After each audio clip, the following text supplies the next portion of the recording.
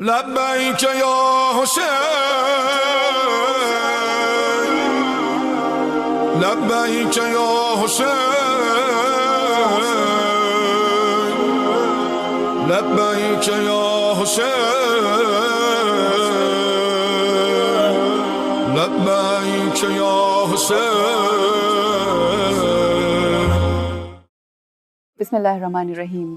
السلام علی الحسین وعلی علی ابن الحسین وعلی اولاد الحسین وعلی اصحاب الحسین۔ خواتین و حضرات، اکثر اوقات جب محرم الحرام کا آغاز ہوتا ہے تو عصر عاشور تک جتنی بھی شہادتیں ہوتی ہیں ان کا تذکرہ ہوتا ہے، بارہا ہوتا ہے، مختلف ٹاپکس کے حوالے سے ڈسکشنز ہوتی ہیں، مگر انفارچونیٹلی جو مصائب اور جو کرب ہے آل محمد کا، جو دراصل اگر آپ دیکھیں حقیقی طور پہ جو مصیبتوں کا آغاز ہے وہ عصر عاشور کے بعد جب غروب آفتاب ہوتا ہے، اور اس کے بعد پھر جو امام زین العابدین علیہ السلام کا کربلا سے روانہ ہونا، اور اس کے بعد جو مصائب ہیں آل محمد مصطفیٰ صلی اللہ علیہ وآلہ وسلم پر، وہ ذکر کرنا اور وہ بیان کرنا بہت ضروری ہے، اور کوشش کریں گے اپنے آج کے اس پروگرام میں ان مصائب کے حوالے سے جانیں تاکہ ہم بھی یہ سمجھ سکیں کہ کتنی مصیبتیں گزری ہیں آل محمد صلی اللہ علیہ وآلہ وسلم پر، اور وہ مشکلات اور وہ جو مصیبتیں گزری ہیں وہ کیوں برداشت کی گئیں، ان کا مقصد کیا تھا، اور آج کے دور میں اور کربلا کے بعد گزرے ہوئے ہر دور میں جو لوگ گزرے ہیں ان کی کیا ذمہ داری بنتی ہے، اور آج کے دور میں ہمیں سیکھتے ہوئے ان تمام مصائب اور مشکلات سے اپنی زندگیوں میں کس طرح سے کربلا کو شامل کرنا ہے انشاءاللہ۔ جی مولانا صاحب، روانگی ہو چکی، سفر کوفہ و شام کا آغاز ہے، مصائب کا آغاز ہے خانوادہ رسول صلی اللہ علیہ وآلہ وسلم پہ۔ یقیناً جی، جناب سیدہ بی بی زینب سلام اللہ علیہا کی، دیکھیے یہ بی بی اگر بچپن سے اگر آپ غور کریں نا تو بہت چھوٹی سی تھیں جب اپنے نانا جناب سرکار محمد مصطفیٰ اس دنیا سے رخصت بے شک، اور والدہ کے ساتھ یہ وہ ساری مصیبتیں جتنی سرکار سید الانبیاء کی رحلت کے بعد جناب سیدہ کے اوپر آئیں، ان سب کی ساتھی جو تھیں جناب بی فاطمہ زہرا سلام اللہ علیہ کی چشم دید گواہ جو ہے وہ سیدہ زینب تھی۔ وہ دربار کے بھی سارے منظر دیکھے، گھر کا وہ دروازہ جلتا ہوا بھی دیکھا، اپنی والدہ کی وہ زخمی حالت بھی دیکھی، ان کی مرہم پٹیاں دیکھی، ان کی دل جوئی بھی کی، اور آپ بہت چھوٹی سی عمر تھی، وہ ساری تکلیفیں اور وہ دکھ، وہ سارے مصائب، جب بھی وہ بیت الحزن میں جناب سیدہ جاتی تھی تو جناب بی بی زینب ان کے ساتھ ہوتی تھی۔ ایسے ہی اور بلکہ بیت الحزن کو پھر بی بی کے بعد جانے کے بعد انہوں نے ہی آباد رکھا۔ بے شک۔ اس کے بعد دیکھیں تھوڑا سا جب ہوش سنبھالی ہے، اچھا آیا، زندگی آئی ہے، تو مولا امیر المومنین کی شہادت بھی بہت بڑی شہادت تھی، اور یہ کوفے میں دیکھیں جناب سیدہ نے، اس کو تھوڑا سا بعد میں ذکر کرتا ہوں میں، کہ کوفے میں جب بی بی وارد ہوئی ہے تو وہ عورتیں جو اس وقت 40-45 سال کی تھی، یہ ساری بی بی سیدہ زینب کو جانتی تھی، کیونکہ انہی سے قرآن سیکھا، دین سیکھا، ان کے احکام سیکھے ہوئے تھے، سارا کچھ سیکھا ہوا تھا، مفسرہ قرآن تھی، بے شک وہاں پر کلاسز ہوتی تھی۔ اور دیکھیں یہ مولا امیر المومنین، اور دیکھیں اتنا مولا امیر المومنین جناب سیدہ سے اتنی محبت اور پیار تھا کہ دیکھیں جب مولا کو لے کے آئے نا مسجد کوفہ سے، جب ضرب لگی ہے گھر کے قریب آ کے امام حسن سے کہتے ہیں بیٹا مجھے نیچے رکھ دو، مولا نے کہا بابا اتنا خون آپ کا بہ رہا ہے، آپ کو گھر میں لے جا کے کہ مرہم پٹی کا نہیں بیٹا مجھے رکھ دو، اور یہ میرے صحابیوں سے کو چلے جائیں، تو مجھے خود لے کے اندر چلا۔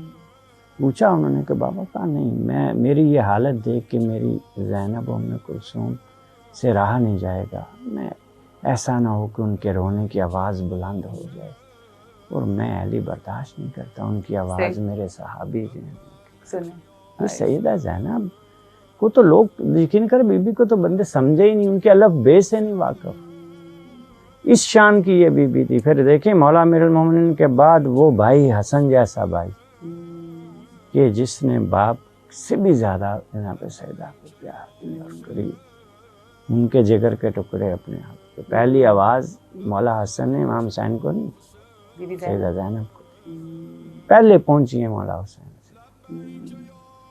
اور وہ دیکھیں درد, یہ سارے درد تھے. ٹھیک. اور پھر کربلا میں تو پھر دیکھ لینا انتہا ہو گئی نا. سچ کی قربان. اور دیکھیں یہ آپ کیا سمجھتے ہیں کہ سیدہ زینب کی شجاعت کو اگر کوئی دیکھنا جائے, بہادری کو, تو یہ کام ہے کہ بھائی آ کے کہہ رہا ہے کہ بہن زینب مجھے میرا سب سے پرانا لباس دے. یہ کتنی بڑی مصیبت ہے, اس سے بڑی کوئی مصیبت ہے. اور بی بی پوچھتی ہیں کہ یہ کیوں, اور سارا مولا بتاتے ہیں کہ میرے بعد کیا ہونے والا. اور دیکھیے پھر وہ 70 قدم یہ مشہور بات, طلحہ زین بھی آج بھی آپ ماشاءاللہ گئی ہیں وہاں پہ دیکھ کے آئے ہیں, تو فاصلہ 70 قدم تو ہم عام کہتے ہیں, 70 قدم بھی نہیں ہے, فاصلہ بہت تھوڑا ہے. لیکن وہ ٹیلا تھا اس وقت. تو یہ سارے کے سارے سیدہ زینب کو کوئی سمجھنا چاہے تو ذرا ان سارے معاملات کو تو دیکھیں. وہ کہہ رہی ہیں کہ یبن سعد کہ تو دیکھ رہا ہے اور لوگ اب عبداللہ الحسین کے ساتھ کیا کر رہے ہیں. اور دیکھو اس کے بعد جب وہ منظر جو جناب سیدہ نے جب دیکھا مولا کی, وہ بی بی کے لیے وہ منظر دیکھنا کہ جب امام حسین علیہ السلام کی دندان مبارک کے اوپر جو ہے نعوذ باللہ جو بے حرمتی کی گئی ہے, وہ تو دربار شام میں یہ منظر دیکھے نا کہ بی بی جب آ کے اپنے بھائی کی لاش پہ کھڑے ہو کے کہتی ہیں کہ آنت الحسین, آنت اخی الحسین, کیا یہ تو میرا وہی بھائی حسین ہے کہ جس کا ایک بال ٹوٹ جاتا تھا تو والدہ بے چین ہو جاتی, تو وہی حسین ہے جسے ماں نے چکیاں پیس یہ تو وہی حسین ہے کہ جس نے ماں کو وفات کے بعد بلایا تو کفن کے بند جو ہے وہ کھل گئے. آپ کا کیا خیال ہے, اس طرح کوئی کھڑا ہو کے کوئی بندہ عام دنیا کی کسی عورت کا تصور کر لیں, وہ زندہ رہ سکتی ہے اس حالت میں؟ پھر وہی نہیں, صرف مولا ابوالفضل عباس جیسی شخصیت, ان کا تو تذکرہ یہ ہے کہ دیکھیں. اور پھر دیکھیں, اگر دیکھیں بی بی کے ذہن میں وہ بھی تھا نا کہ جب بیبیاں سوار ہو رہی مدینے سے جب چلے آئے, یہ قافلہ چلا ہے, تو کہتے ہیں کہ بیبیوں کو لوگ سوار کرتے رہے, سارے ان کے رشتہ دار. کہتے ہیں کہ راوی کہتا ہے کہ ایک بی بی اندر سے نکلی ہے, وہ پوری چادر میں سیال. تو کہا میں نے عجیب منظر دیکھا ہے کہ جہاں عباس تھے اٹھ کے دوڑتے ہوئے آئے, مولا حسین دوڑتے ہوئے, علی اکبر دوڑتے ہوئے, قاسم دوڑتے ہوئے, کسی نے زانو نیچے رکھا, کسی نے پاؤں کے نیچے ہاتھ رکھا, کسی نے بازو تھاما اور وہ سوار کیا. اور آج وہی بی بی ہے اسی میدان میں, کبھی دائیں دیکھتی ہے کبھی بائیں دیکھتی ہے, اور کہا میں سب کو سوار کرنے والی ہوں, مجھے سوار کرنے والا. تو یہ وہ شجاعت اور بہادری کا یہ پیکر, یہ بی بی اب یہاں سے کربلا سے یہ چلا گیا. اور دیکھیں یہ بھی اس سے بھی بڑی مصیبت کوئی ہے کہ وہ دیکھیں سید ساجدین کو جہاں شام کا دکھ تھا, اس کے ساتھ یہ بھی دکھ تھا کہ انہوں نے بدبختوں نے اپنے جو ہے وہ نجس لاشیں جو ہے وہ دفنا لی, اور میرے بابا کا لاشا بے کور و کفن پڑا. یہ بھی کچھ چھوٹی. اب دیکھیں جس طرف بھی آپ اشارہ کریں گی کربلا میں وہ اتنی بڑی مصیبت ہے. اور آپ دیکھیں ان ساری مصیبتوں سے گزر کے تو پھر اسی لیے تو ام المصائب کہا گیا نا جناب سے, کہ یہ مصیبت یعنی جہاں پہ ہم لوگوں کی مصیبتیں ختم ہوتی ہیں وہاں سے ان کی مصیبتیں شروع ہوئی. اور پھر آپ کے لیے یہ کوئی کام مصیبت ہے جناب سیدہ کے لیے کہ اس شہر میں داخل ہوں کہ جہاں کبھی شہزادی تھی. بے شک. اور حتیٰ کہ اپنے بابا سے ایک دفعہ جناب سیدہ نے یہ شکایت بھی کی کہ بابا میرے پاس جو عورتیں آتی ہیں پڑھنے کے لیے قرآن, آپ ان سے کہیں کہ تھوڑی تعداد میں آیا کریں, بھیڑ سے میں زینب کا دل گھبراتا. اچھا روایت ہے یہ زیادہ رش جب کر لیتی ہیں. اور پھر دیکھیں جناب سیدہ کی ایک سختی کے ساتھ یہ جو پڑھنے آتی تھی خواتین, ان کو یہ سختی کے ساتھ یہ وصیت تھی یا یہ حکم تھا کہ خبردار گھر میں جا کے تم میں سے کوئی میرے حوالے سے کوئی بات نہیں کرے گی. ان سے حلف لیتی تھی. اچھا. کہ گھر میں جا کے کوئی یہ کہ سیدہ زینب جو ہے نا ایسی ہیں, بالکل بالکل ان کے حلف لیا ہوا تھا. اچھا کہ کوئی جا کے اپنے گھر میں میرا ذکر نہیں کرے گی، تب وہ پڑھا. اور اسی شہر میں جو جس میں وہ عورتوں شہر کے ہجوم سے جس بیوی کو یا بھیڑ سے جس سے بیوی کو کوفت ہوتی تھی یا انکمفرٹیبلٹی اگر آج کے الفاظ میں کہیں ہاں ہوتی جی تھی، بالکل. تو ان کا اور یہ ہجوم دیکھیں جو آج ہجوم ہے. ایک کسی نے جولیوں میں پتھر ڈالے ہوئے ہیں، کہتے ہیں کہ آگ تک جناب ایون سیدہ گرم پانی اور اللہ اکبر. اور ایک روایت جناب سیدہ بی بی کبریٰ سے میں پڑھ رہا تھا، انہوں نے کہا کہ ان کے سر کے بال بیچ میں سے جل گئے تھے، تو کسی نے پوچھا تو بی بی نے کہا کہ بی بی لوگ زینب علیہ السلام نہیں، حضرت بی بی کبریٰ، اچھا فاطمہ کبریٰ. جی. تو انہوں نے کہا کہ جب لوگ ہمارے اوپر آگ برسا رہے تھے تو ہمارے سر میں جب وہ کوئلے گرے تو ہمارے ہاتھ بندھے ہوئے، صدقے قربان. ہم وہ آگ بجھا نہیں سکے، اس نے ہمیں جلایا اور خود بجھ گئے. آپ اندازہ کریں نا کہ یہ روایات تو انسان کا دل پھٹ جاتا ہے. بی بی کا شام کے بازاروں سے گزرنا، یہ دیکھیں جب کوفے میں بی داخل ہوئی ہیں، یہ زیادہ تھا کہ یہاں پہ شہزادی تھی اور وہ عورتیں، وہ بہت پینفل ایک تھا کہ ساری دنیا ساری ان کو اس دنیا طرح سے جانتی اس طرح تھی، جانتی تھی، ایک نام سے جانتی تھی. وہ خواتین میں نے ذکر کیا جو 40-35 سال کی تھیں، وہ تو بی بی کی شاگرد بھی تھی اس میں سے بہت ساری. کوفے میں بی بی کا لیکن وہ جو لوگوں کو جوڑنے والا کردار ہے وہ بھی بڑا اہم. وہ یہیں پہ نا بی بی نے جب یہ اصل میں جب کوفے میں یہ قافلہ داخل ہوا، جب ان کو پتہ چلا نا کہ یہ ہو گیا، تو بہت زیادہ آوازاری تھی. سب سے زیادہ بیویاں وہ عورتوں کو جب پتہ چل گیا کہ یہ تو سیدہ زینب ہے، بہت شور تھا، رونے کی، بچے بھی رونا شروع ہو گئے. پھر ان کو دیکھ کے بزرگ بھی سارے. جب بی بی نے یہ سارا گریہ دیکھا تو وہاں پہ پھر بی بی نے وہ لفظ، جب ایک لفظ بولا بی بی نے، اسکت، خاموش ہو جاؤ. کہتے ہیں کہ یہ روایت میں ہے کہ اونٹوں کے گلے میں جو گھنٹیاں تھیں بج رہی تھیں نا، وہ بھی خاموش ہو گئی. اور میں ایک روایت پڑھ رہا تھا کہ اندھے صحابی تھے جناب رسالت مآب اور مولا امیر المومنین کے عبدالعفیف ازدی ان کا نام. اچھا. جب یہ بی بی نے جب خطبہ شروع کیا نا، اور دیکھیں اس کی ابتدا کیا کہا ہے، کوفے والے تمہاری حالت ایسی ہے جس طرح قبروں کے اوپر جو ہے نا وہ سفید رنگ کر دیا جاتا ہے، اللہ اکبر، اندر سے تم مٹی. اللہ اکبر. اور کہا کہ کبھی تمہارے آنسوں خشک نہ ہو. تم نے وہ کام کیا کہ جو آنسو بہا رہے تھے نا مگرمچھ کے آنسو. اچھا مولانا صاحب ذرا اس پہ بھی ضرور روشنی ڈالیے کہ ظاہر ہے ہر دور میں بپا ہے کربلا، ہر دور میں ظاہر ہے ہم وہ چیز دیکھتے ہیں کہ ہر دور میں ظالم اور جابر حکمران ہے کہ جس کے سامنے اس دور کے لوگوں کو حق کے لیے آواز بلند کرنی ہے. تو یہ جو کیفیت کوفی ہے، مطلب میں سمجھتی ہوں کہ یہ ایک کیفیت کا نام ہے کہ کوفہ یا کوفی لوگ اسپیسیفکلی اس جگہ کے نہیں تھے، بلکہ یہ ایک اس کو ایک سمبولک ہے نا. جی کوفہ، ویسے بھی کوفہ جو ہے یہ ایک چھاونی تھی. ٹھیک. وہ چھاونی میں مختلف یمن سے مختلف علاقوں سے لا کے انہوں نے لوگوں کو وہاں پہ بسایا ہوا تھا. یہ ایک طرح کا کوئی ایک قبیلے کے لوگ، مگر ایک مزاج ان کا بن گیا. اچھا کیونکہ مختلف قبائل تھے تو ان کی جو آپس کی جو عادات تھی نا یہ وہاں پہ مکس ہو گئی.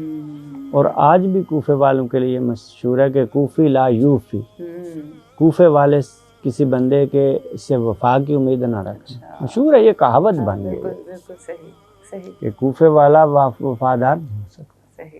اور دیکھیں یہی لوگ اب 30,000 سے لے کے 1,00,000 کی روایت ہے حضرت مسلمہ ابن عقیل کی، انہوں نے بیعت کی تھی.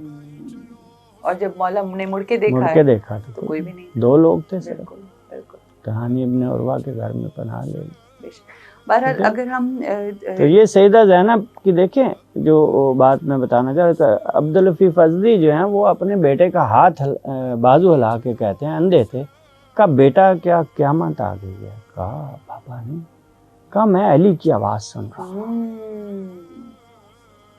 کہا انہوں نے کہا نہیں بابا شکر کر، تو اندھا ہے. جو منظر میں دیکھ رہا ہوں یہ اللہ نے نہیں دکھایا. کہا ہوا کیا ہے؟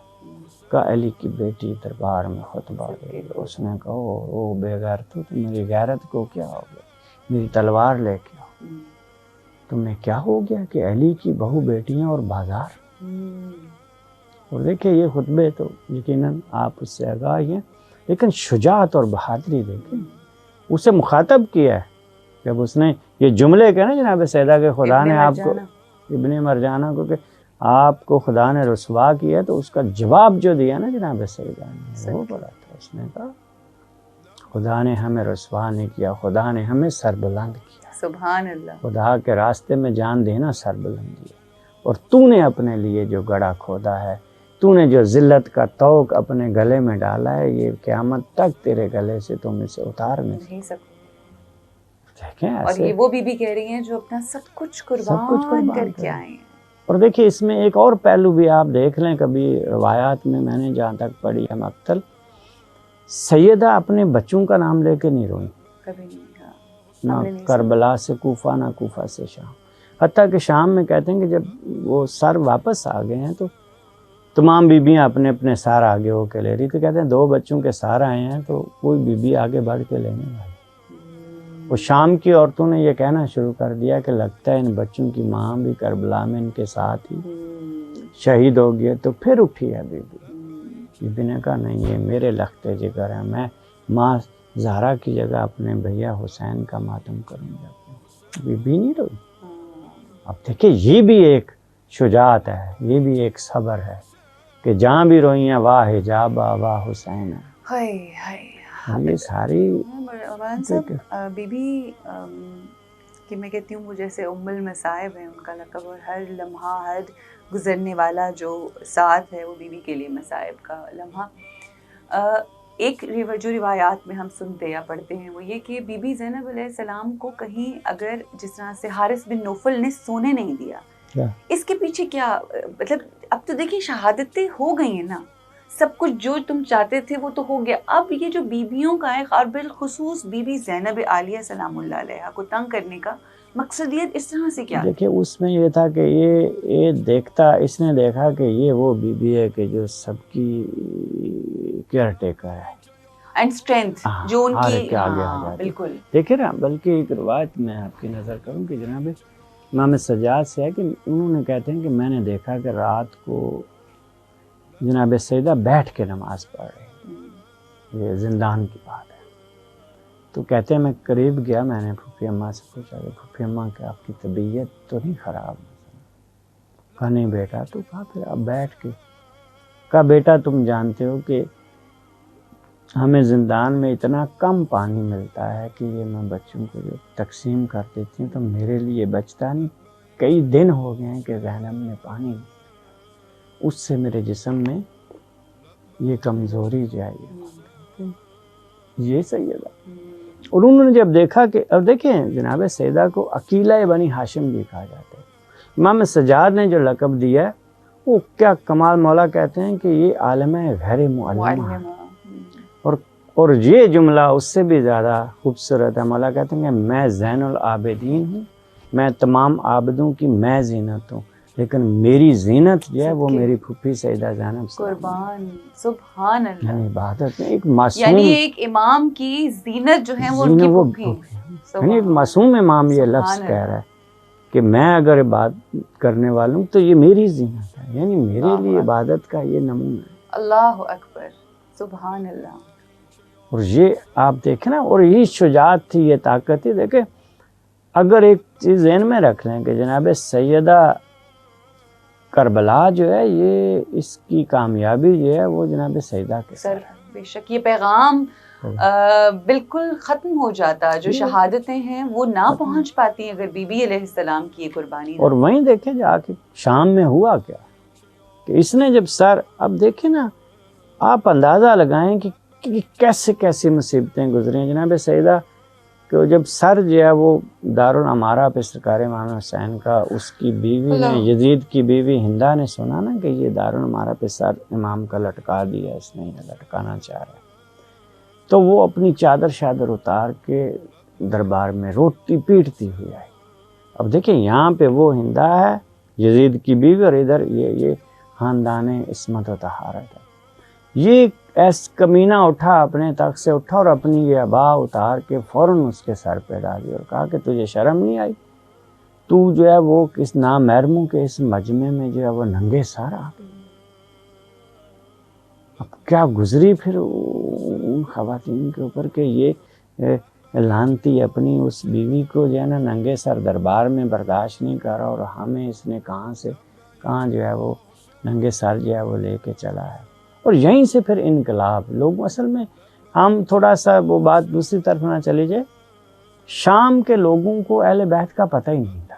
شام کے لوگوں کو نہیں پتا تھا، کوفے کو تو پتا تھا نا، کوفے والوں کو وہاں پتہ، شام کو پتہ ہی نہیں، پروپیگنڈا کیا گیا تھا نا وہاں پر، تو ممبروں سے نعوذ باللہ ان کو، حتیٰ کہ ان کو تو کسی اسلامی خلیفہ کے کردار کا بھی نہیں پتا تھا کہ کیسا ہونا چاہیے، کیسا ہونا چاہیے، دراصل کیسا ہونا چاہیے، کیونکہ ظاہر ہے جب امام علی علیہ السلام کی شہادت کی خبر شام میں پہنچتی ہے تو لوگ کہتے ہیں اچھا امام علی نماز بھی پڑھتے تھے، ان کا مسجد میں کیا کام، وہ مسجد میں کیا کام تھا، بے شک۔ تو یہ سیدہ زینب کا جو شام میں کردار ہے نا، یہ بڑا ضروری ہے۔ اور دیکھیں ہم تو آج بھی یہ کہتے ہیں نا کہ دیکھیں وہ یزید، ایک وہ بڑی خوبصورت سی بات تھی میرے ذہن میں چلی آ گئی، جناب سیدہ کے حوالے سے کسی نے کوئی 4 مصرے کہتے کہ آخر کو ختم ہو گیا بیعت کا مسئلہ، طالب نہ ہوگا کوئی بھی اب کائنات میں، زینب نے صبر و ضبط کی چادر میں باندھ کر بیعت کی لاش پھینک دی نہر فرات۔ واہ واہ، سبحان اللہ سبحان اللہ۔ یعنی وہ جو سارا تھا اس ہر چیز کو باندھ کے جناب سیدہ نے اپنے صبر، اپنی شجاعت میں اسے دریا میں باندھ، بالکل۔ اور یہی ہے کہ جب سید السائدین کو بلایا گیا، آخری یزید نے کہا کہ بھائی اپنے باپ کا خون مجھے معاف کر دو۔ اور دیکھیں یہاں بھی سرکار امام سجاد کہتے ہیں کہ میں اپنے والد کے خون کا وارث نہیں ہوں، بلکہ میرے بابا کے خون کی وارث جو ہے وہ میری پھپھی سیدہ زینب ہے۔ صحیح۔ اور یہ جب آیا نا وہ قاصد بلانے کے لیے زندان میں امام سجاد کو کہ یزید، تو جناب سیدہ آڑے آ گئے، انہوں نے کہا نا میں تو بیٹا میں اکیلے نہیں جانا، تمہارے ساتھ جاؤں۔ تسلی دی پوری سرکار امام سجاد نے کہ پھپھی اماں نہیں، اب مجھے کوئی خطرہ نہیں، مجھے کوئی نہیں، آپ مجھے جانے دیں۔ تب جناب جانے دیں۔ اور جب واپس آئے تو جناب سیدہ کو آ کے مولا یہ گزارش کرتے ہیں کہ پھپھی اماں یزید نے کہا کہ آپ لوگ رہا ہیں، آپ کی قید جو ہے آپ جب جانا چاہیں آپ جا سکتے ہیں۔ اچھا، یہاں پر ایک چیز جو میرے ذہن میں ہم پڑھتے ہیں، ذکر بھی کیا شو سے پہلے، کہ بی بی نے اپنی جب رہائی کا حکم ہوا ہے یا رہائی کا اعلان ہوا ہے تو بی بی نے اپنی شرائط رکھی ہیں، اور بی بی کا جو مزاج رہا ہے تھرو آؤٹ وہ ایسا رہا ہے کہ جیسے بی بی ایک مزاج رہا کیا دراصل حاکمانہ بھی اور فاتحانہ، اور لگتا یوں تھا دربار یزید میں بھی یوں لگتا تھا کہ فاتح کربلا سامنے کھڑی ہوئی ہے اور وہ ملزم ہے جو سامنے۔ دیکھے جب وہ اس نے جناب سیدہ کا وہ خطبے میں جب اس نے کہا کہ اذانیں دینا شروع کر دو، لوگوں نے اذانیں شروع کر لی مسجد اموی میں، اور وہ آج بھی ویسی اذانیں مولانا سعادت حاصل مجھے ہوئی کہ وہاں پر اذان ہو رہی ہوتی ہے تو سمجھ نہیں آ رہا ہوتا، ایک لفظ نہیں، 7 اذانیں ویسے ہی آج بھی ہوتی ہیں۔ اور دیکھیے وہ پھر جناب سیدہ نے اس کی طرف اشارہ کر کے کہا تھا کہ بتا یہ تیرے نانا کا ذکر ہو رہا ہے یا ہمارے نانا کا ذکر ہو رہا ہے؟ جب اس نے کہا نا اشہد ان محمد رسول، کہا کہ یہ تیرا نانا ہے یا ہمارا نانا، تو جس نام کو مٹانے کے لیے تو نے یہ سارا کچھ کیا وہ نام آج بھی سربلند ہے، آج بھی بلند ہے۔ اور شرائط پیش کی، اور شرائط آپ جانتی ہیں کہ ہمیشہ جو شرائط اس کی طرف سے ہوتی ہیں کہ جو جیتا ہوا ہوتا ہے، بے شک ہارے ہوئے کی طرف سے تو کوئی شرط نہیں ہوتی، اور وہ ساری شرائط جناب سیدہ نے منوائیں۔ اور اس میں جو سب سے اہم بات جو ذکر کرنے والی ہے وہ یہ ہے کہ وہ شرائط میں جو شرط یہ تھی نا کہ ہمیں ایک گھر خالی کر کے دو، اور اس گھر کے چاروں طرف کالے رنگ کا کپڑا جو ہے نا اسے لپیٹا جائے۔ اچھا، ہاں جی جناب، یہ اس شرط میں شامل تھا؟ اس شرط میں شامل تھا۔ جہاں باقی تھی کہ ہمارے تبرکات دیے جائیں، وہاں پہ یہ تھا کہ وہ گھر خالی کر کے دیا جائے اور اس کے چاروں طرف سیاہ رنگ کا جو ہے وہ کپڑا لپیٹا جائے، اور جب تک ہم چاہیں گے اس میں رہیں گے، تو ہمیں وہاں سے نکال نہیں سکتا. یہ شام کی بات. یہ شام کی بات اچھا ہے. اچھا یزید کو یہ شرط اچھا، تھی. ٹھیک ہے ٹھیک ہے. اس نے مانا. اچھا. اور پھر دیکھیں وہاں پہ جو ہے نا جناب سیدہ جو ہے نا وہ اپنی خواتین کے ساتھ گئی، اور پھر شام کی خواتین وہاں پہ آ کے جناب سیدہ کو انہوں نے پرسہ دینا شروع کیا. اور یہ دیکھیں آج یہ عزاداری جو ہے یہ امام سجاد کی سنت نہیں، یہ عزاداری جناب سیدہ زینب کی سنت ہے. پہلا ذکر یا پہلی مجلس جو ہے وہ شام کے اس گھر میں جناب سیدہ نے اپنے بھائی کی پڑھی. پہلا نوحہ وہاں پہ جناب سیدہ نے اپنے بھائی کا. اور پھر بی بی نے سارا دنیا کو بتانا شروع. دیکھیں وہاں پہ پھر یہ ہوا کہ آہستہ آہستہ لوگ جب اویئر ہوتے گئے تو ایک وقت آیا کہ وہ گھر چھوٹا پڑ جاتا تھا، اتنی خواتین آتی تھی. اچھا ماں صاحب قطع کلامی معاف، مجھے ایک سوال جو میرے ایک ذہن میں آیا، بی بی کا آئمہ معصومین کا اس گھرانے کا کوئی بھی کام حکمت سے خالی نہیں ہے. ہاں جی وہ تو سوال میرا یہ ہے کہ امام حسین نے شہادت دی، اس کے پیچھے بھی حکمت. امام حسین مدینہ چھوڑ کے مکہ آئے، مکہ سے آ کے انہوں نے احرام کو حج کا ارادے کو کمرے میں ترک کر کے تو ادھر آئے. اب یہاں کے شہادت دے دی کربل کے میدان میں بی بی زینب عالیہ سلام اللہ علیہا کا شام کے اس شہر میں، اس ملک میں جو عزاداری کا آغاز ہے، کیونکہ ہم سب جانتے ہیں کہ ان کا کوئی بھی عمل اپنے لیے نہیں ہے. جی یقیناً. تو یہ جو آغاز عزاداری ہوا شام کے اسی شہر سے، یہ اپنے اندر کیا حکمت رکھتا ہے اور اس کا مقصد کیا تھا اس عزاداری کے آغاز کا؟ یہی تو انقلاب تھا نا. دیکھیں وہاں پہ مشہور یہ کیا گیا تھا کہ ایک باغی گروہ تھا جسے جانا قتل کر دیا گیا، جس کا وہ جشن منا رہے تھے. اسی مجلس نے یہ بتایا کہ وہ جو شہید ہونے والا ہے وہ جو ہے نا وہ نمازی تھا، وہ جو ہے وہ باغی نہیں تھا. اور وہ کون تھا؟ حسین. مولا حسین کا تعارف جناب سیدہ نے وہاں لوگوں کو پھر کروایا کہ حسین کون ہے. یہاں پر ایک چیز عرض کرنا چاہوں گی کہ مولا حسین نے کربلا کے میدان میں جہاں ہر لمحہ امر بالمعروف و نہی عن المنکر کیا کرتے ہوئے نظر آئے نا مولا، بی بی کا جب کردار آتا ہے نا تو وہاں پر بی بی نے اپنا حسنس ہر جگہ بتایا، تعارف، اور پھر وہ جو سامنے والے لوگ ہیں ان کا بھی تعارف کرایا. یہ ہے نا. دیکھیں یہی تو شجرہ طیبہ اور شجرہ یہ وہ نقاب تھی جو انہوں نے اپنے چہرے کے اوپر اسلام کی نقاب چڑھائی ہوئی تھی نا، نام نہاد مسلمان بن کے، اسے جناب سیدہ نے کھینچ کے اتارا، اس نقاب کو اصلیت ان کی جو ہے. اور یہ عزاداری نے کیا، اور یہ عزاداری نے. دیکھیں نا، دیکھیں غم. اور دیکھیں ایک چیز آپ ماشاءاللہ ایک آپ بہتر سمجھتی ہیں، لیڈیز کا ایک مزاج ہوتا ہے نا، یہ نرم دل ہوتا ہے. بے شک بے شک. اب آپ دیکھیں جتنی عورتیں جناب سیدہ کی اس میں آتی تھی، وہ آپ اندازہ رکھیں اگر 50 عورتیں بھی آئیں تو وہ واپس 50 گھروں میں جاتی ایسے. اب اگلے دن وہ 50 گھروں سے 100 گھر میں وہ تبدیل ہو جاتا. آہستہ آہستہ دیکھیں ایک بات تو طے ہے نا کہ دیکھیں اہل بیت اطہار کے خاندان سے لوگوں کی محبت تو تھی نا، بے شک جو ہے وہ اس کو جانتے تھے یا نہیں تھے جانتے، لیکن جب پتہ چلا کہ یہ رسول کی نواسی ہیں، بی بی فاطمہ کی یہ بیٹی ہیں، یہ جو رسالت تک تو کوئی کانٹرڈکشنز نہیں تھی نا، کوئی تو کانفلکٹ نہیں تھا نا. ہاں تنازع. دیکھیں ہر جگہ یہ ہوا. ایک شخص جو شہید ہوا وہاں پہ عیسائی راہب، اس میں دربار شام میں، تو وہ اس نے یہی کہا یزید سے کہا کہ میں پتہ نہیں حضرت یعقوب کی کون سی نسل میں سے ہوں، اور آج بھی لوگ میرا اتنا ہی احترام کرتے ہیں. اور یہ تو حسین تو ابھی اس کی تو کوئی نسل ہی نہیں ہے، یہ تو سگا نواسا ہے، ڈائریکٹ ہے. جس کو قرآن نے بیان کیا ہے فرزند رسول اکرم صلی اللہ علیہ وسلم. اور پھر یہی ہوا کہ وہ جب اس کو مارا گیا، وہ قریب تھا کہ اس نے کھینچ کے خود کو سید الساجدین کے قریب کیا، اور اس کے بعد کہا کہ مجھے کلمہ پڑھائیں. تو جب اسے کلمہ پڑھایا تو کہہ رہا تھا کہ میں پریشان تھا کہ رات کو کیوں آپ کے نانا جو ہے، جو رسول خدا جو ہے، یہ مجھے جنت کی بشارت کیوں دے رہے تھے.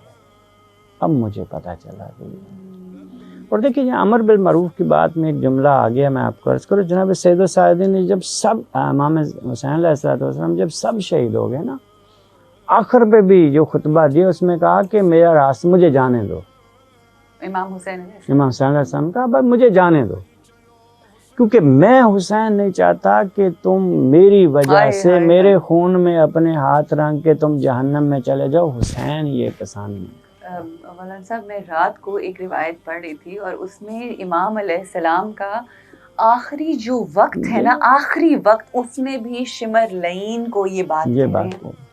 میں کہتی ہوں کریمی کی انتہا، کریم کربلا. اب عزاداری کے تک ہم پہنچ گئے. ایک بہت اہم کردار بی بی کا. میرا آخری سوال، اس کے بعد بس وقت محدود ہے ہمارا. مولانا صاحب عزاداری آج بھی برپا ہے، ٹھیک ہے، ہر طرف ہے، اور یہ آخری دن تک استحاں، یہ اللہ سبحانہ و تعالیٰ کا وعدہ ہے. یہ ذکر جس کا بلند کیا، اللہ کا ذکر بلند کیا، اس کا ذکر ہمیشہ رہے گا انشاءاللہ. عزاداری کی صورت میں مجھے بتائیے کہ آج کی عزاداری کیا تقاضا کرتی ہے ہم لوگوں سے؟ دیکھیے ایک تو یہ ساری نوحہ پڑھنا جناب سیدہ کی سنت، ماتم کرنا ان کی سنت ہے، مجلس پڑھنا ان کی سنت ہے. یہ سارا کچھ ہوا نہ ہوا، سیاہ لباس بھی. دیکھیں میں ایک چیز سوال کرتا ہوں اپنے عزادار خواتین و حضرات سے کہ دیکھیں کوئی بھی عبادت آپ مجھے بتائیں کوئی ایسی ہے کہ جو بغیر وضو کے ہوتی ہے؟ نہیں ہو سکتی. نہیں ہو سکتی. لباس بھی اس کے لیے ایک پاکیزہ ہونا چاہیے، جگہ جہاں عبادت جگہ بھی پاک ہونی چاہیے، انسان کا بدن بھی پاک ہونا چاہیے، دل اور نیت بھی. نیت ہاں وہ تو ہے کیونکہ دل نیت ہوگی تو یہ سارا کچھ چلے گا. چلیں بہرحال جی. تو اور دیکھیں پھر اس کا ایک یہ ہے کہ اس میں ریاکاری بھی نہیں ہونی چاہیے. آپ بھائی کتنا پاکیزہ لباس، کتنا وضو کر کے اب یہاں پہ نماز شروع کر لیں اور آپ کہیں کہ بھائی یہ دو لوگ مجھے دیکھ رہے ہیں، میں ذرا اچھی آواز سے نماز لمبا سجدہ کر لوں ذرا، تاکہ یہ کہیں کہ یار بڑی نماز بہترین خضوع پڑھ لی ہے. وہ دل میں ریاکاری. کیونکہ یہ دو چیزوں، ایک تو آپ نے عزاداری کو برپا کرنا ہے خضوع خشوع کے ساتھ اور خوشنودی خدا کی قربت. اور جب قربت اللہ کریں گے اپنی نیت کو بھی، جس طرح آپ نے ماشاءاللہ بڑی اچھی بات کی ہے کہ نیت کو بھی صاف رکھیں، دل کو بھی. بلکہ میں تو یہ سمجھتا ہوں کہ جس دل میں محبت اہل بیت ہے نا، اس میں بغض، کینہ، حسد، غرور، تکبر، جاہ طلبی، دنیا داری، لالچ، ہوس نہیں آتا. یہ بیماریاں ہیں. اور مولا حسین کا ذکر ہر بیماری کی شفا ہے. بڑی خوبصورت بات. جس دل سے حسین حسین نکلتا ہے اس میں یہ چیزیں نہیں رہ سکتی. اور اگر ہیں تو پھر ہمیں یہ سوچنا پڑے گا کہ کوئی کمی ہے جو یہ ہماری صفائی نہیں ہونے پا رہی ہے اندر سے. پھر کہیں یہ جو ہم حسین حسین کر رہے ہیں کہیں دکھاوائی تو نہیں ہے، زبانی کلامی تو نہیں ہے. زبانی کلامی. تو یہ دیکھیں اس میں اس کو برپا کریں خضوع خشوع کے ساتھ، اور ساتھ اس ریاکاری سے بھی بچیں کہ بھئی پڑھنے والے بھی یہ سوچیں کہ وہ بندے کے بڑی مجلس پڑھی ہے. بھائی دیکھیں یہ ریاکاری نہیں پسند ہے. اور اس کی شان اتنی بلند ہے کہ سید السائدین کا پھر ذکر آ گیا ہے کوئی ایک دو منٹ. جی بسم اللہ. تو جب مولا مدینے میں تشریف فرما تھے تو ایک چاہنے والا آیا، کہا میرے بیٹے کی شادی ہے تو آپ شرکت کریں. مولا نے کہا تمہیں پتہ ہے ہم کربلا کے بعد شادی میں شرکت نہیں کرتے. کہا مولا کوئی ایسی صورت ہو سکتی ہے کہ آپ میرے گھر تھے؟ کہا میرے بابا کی مجلس رکھو. بالکل. مجلس رکھی، پڑھنے والے بلائے، مجلس شروع ہوگی. اب یہ اس نے دیکھا کہ سید السائدین ہے نہیں، پریشان ہو گیا. چلتے چلتے ڈھونڈتے جب باہر نکلنے لگا گھر سے تو سید السائدین وہاں پہ تشریف فرما تھے جہاں لوگوں نے اپنے جوتے اتارے ہوئے تھے، وہاں پہ بیٹھا. اور یہ بیٹھ گیا قدم میں. کہا مولا آپ کا نہیں، تمہیں اگر یہ پتہ ہوتا نا کہ اس مجلس میں کون کون آیا ہوا ہے تو تم بھی میری جگہ جہاں جگہ ملتی وہیں پہ بیٹھ. آپ اندازہ کریں یہ کتنی متبرک یہ محفل ہوتی ہے. کہ دیکھیں جہاں پہ ائمہ طاہرین آتے ہیں یقیناً وہاں کے اللہ کے فرشتے نہیں آتے. وہاں جہاں سید الانبیاء آ جائیں وہاں انبیاء نہیں آئیں گے. یہاں تو تمام انبیاء، تمام اوصیاء، تمام اللہ کے فرشتے جو ہیں وہ جہاں ذکر ہوتا ہے وہاں پہ یہ آتے ہیں. تو اپنی نیتوں کو مخلص نیتوں رکھیں. کو مخلص رکھیں. بلکہ وہ فرشتے جب واپس جاتے ہیں کسی مجلس کی محفل سے، دوسرے فرشتے پوچھتے ہیں کہ آج تم سے ایک خاص قسم کی خوشبو آ رہی ہے، تم کہاں گئے تھے؟ سبحان اللہ. کہاں ہم اس محفل میں جہاں سے یا علی شہداء کا ذکر اجرکم ہو من رہا تھا. اللہ. لیکن جزاک اللہ. پروردگار عالم ہم سب کو یہ عزاداری اپنے عزاداروں میں شامل فرمائے. ہمیں خدا بندی کریں مولا حسین کے عزاداروں میں، ان کے چاہنے والوں میں. لیکن آپ کی توفیقات خیر میں پروردگار اضافہ فرمائے. آپ کو صحت و سلامتی. ماشاءاللہ جو یہ اچھا اور ایک نیک کام جو کریں اس میں پروردگار عالم آپ کو کامیابی عطا فرمائے. اجرکم من اللہ. بہت بہت شکریہ مولانا صاحب آپ کی آمد کا. مولا آپ کی بھی توفیقات خیر میں اضافہ فرمائے اور اسی طرح سے ذکر حسین آگے بڑھتا جائے. یہ وعدہ ہے ہمارے رب کا. اور بڑی خوبصورت بات کہی مولانا صاحب نے towards the end of the show کہ جب فرشتے، وہ فرشتے جو یہاں پر عزاداری کے دوران مجالس میں آتے ہیں اور جب یہاں سے ہو کر جاتے ہیں تو ایک خاص خوشبو ہوتی ہے ان کے پاس سے جو آتی ہے، اور دوسرے فرشتے سوال کرتے ہیں کہ یہ کس چیز کی خوشبو ہے. تو یہ بات آپ اپنے دلوں میں اس بات کا بھی یقین رکھیں کہ جب ہم اس دنیا میں فرش عزا بچھاتے ہیں اور عزاداری بپا کرتے ہیں تو ہم بھی جب اپنے اس عزا خانے سے یا امام بارگاہ سے اپنے گھروں کا رخ کرتے ہیں تو ایک خاص خوشبو ہوتی ہے. امام حسین علیہ السلام کے عزاداروں کی خاص خوشبو ہوتی ہے جس سے فضائیں معطر ہوتی ہیں، اور وہ ہوتی ہے ذکر امام حسین علیہ السلام کی. اللہ سبحانہ و تعالی ہمیں اس خوشبو کو جو حاصل ہوتی ہے اس کو کنٹینیو رکھنے کی، اپنے سوچ میں، اپنی نیت میں خشوع و خضوع اور وہ مخلصی لانے کی توفیق عطا فرمائے. اے رب ہمیں ویسا بنا دے جیسا تو چاہتا ہے، ہمیں ویسا بنا دے جیسا تیرا حبیب اور امام حسین علیہ السلام چاہتے ہیں کہ ان کے عزادار ہوں. اگر یہ ہو گیا تو ہمیں اپنی زندگی کا اصل مقصد مل جائے گا. خواتین و حضرات، اپنا اور اپنی سوچوں کا خیال رکھیے. امام علی علیہ السلام کا قول کہ اپنی سوچوں کی حفاظت کیجیے. یہ سوچیں ہی ہیں جو ہمیں اپنی منزل خاص تک پہنچاتی ہیں. انشاءاللہ بہت بہت شکریہ پروگرام دیکھنے کا. اپنا فیڈ بیک بھی ہمیں ضرور دیجیے گا. السلام علیکم ورحمۃ اللہ وبرکاتہ.